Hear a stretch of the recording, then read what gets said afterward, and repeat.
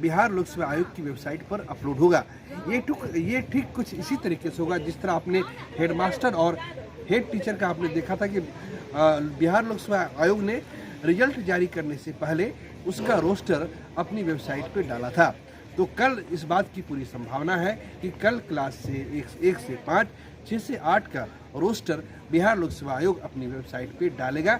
यानी अब रिजल्ट में जो हम लोग का जो ये मान के चला जा रहा था कि 14-15 नवंबर को रिजल्ट आएगा, अब मोटामोटी मान के चलिए कि रिजल्ट जो है 18-19 नवंबर के आसपास आ सकता है। वजह क्या है? आपके मन में ये सवाल उठ रहा होगा कि वजह क्या है। दरअसल जैसा कि हम लोग जानते हैं कि आयोग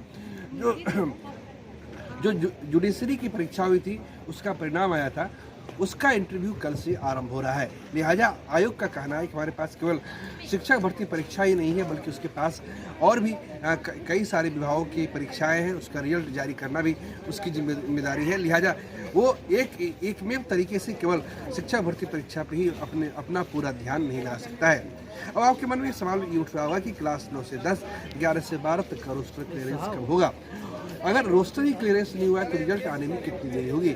मोटा मोटी ये मान के चलिए कि इसका भी रिजल्ट आने में क्लास 9 से 10 और 11 से 12 शिक्षा भर्ती परीक्षा फेज 3 का इसका भी रोस्टर अब तक आयोग को नहीं मिला है, लेकिन इसका रोस्टर आयोग को जल्द आने की उम्मीद है। जब रोस्टर क्लियर होगा तो फिर आयोग उसे अपनी वेबसाइट पर डालेगा, उसके बाद 6 से 7 दिन का वक्त और रिजल्ट आने में लगेगा।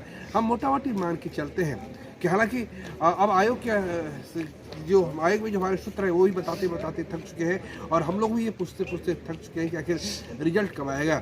लेकिन रिजल्ट जो है हमें लगता है कि 25 नवंबर तक बारी बारी से क्लास 1 से 5, 6 से 8, 9 से 10 और 11 से 12 का रिजल्ट आ जाएगा। 87,000 पदों के लिए परीक्षा हुई थी। आपको याद होगा कि इसी बिहार में पिछले साल अक्टूबर में रिजल्ट दिया गया था और फिर दिसंबर में भी रिजल्ट दिया गया था। इस बार कुछ देरी हो रही है, लेकिन ये मान के चले जितनी पदों के लिए परीक्षा हुई है उसका परिणाम अब आके रहेगा। मैं फिर नई जानकारी के साथ आपके सामने उपस्थित होगा, तब तक के लिए हमें अनुमति दीजिए। नमस्कार।